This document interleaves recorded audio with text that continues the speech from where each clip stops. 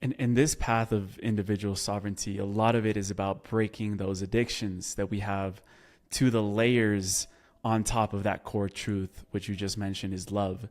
So what have been some steps in your journey that you found that break the chains of the addictions that people have around these things that essentially distract them from reaching those deeper layers within themselves? Okay. You wanna learn how to do it right now? Let's do it. Yeah. Okay. All right. So the number one way to do it is this, and you have to actually be honest. For you yourself to do this, Emilio, and everybody else, they have to be honest with themselves. It doesn't work any other way. If you lie to yourself, then you're just playing with yourself.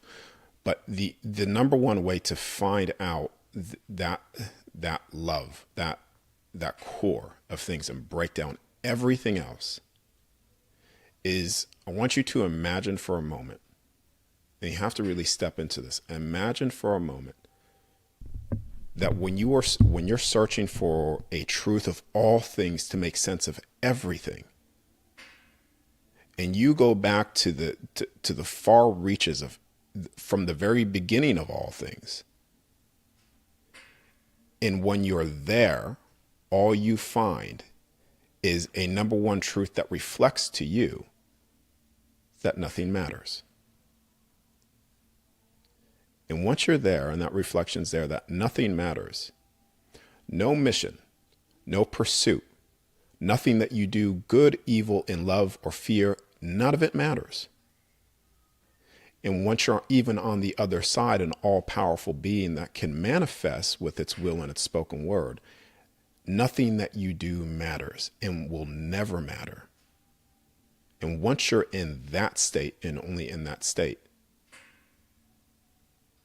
who and what would you do? What's the first thing that you would want to do when you realize that nothing matters? What's the first thought that you will have? What's the first thing that you will create? What's the first thing you want to experience there? And that first thought, that first thing, once you're there, you realize that nothing matters, good, evil, love, or anything. And then you end up saying, I would do this, then you have found your true authentic self. And when you find your true authentic self, your self-expression, that your true authentic self is the ultimate form of love, then you have found the true, you could say you have found yourself, love. And if you are unhappy with yourself for the things that you would do, then this is the unforgivable sin, the sin that you cannot forgive yourself for. Because if you're unhappy with what you do in that state, then that's the thing you cannot escape yourself. Does that make sense? A lot. Yeah, that clicked for sure. And I've also heard you mention that when the soul is not ready to see or hear that truth, that deeper layer, the core, then the suffering and the pain actually gets louder and increases. Why is that?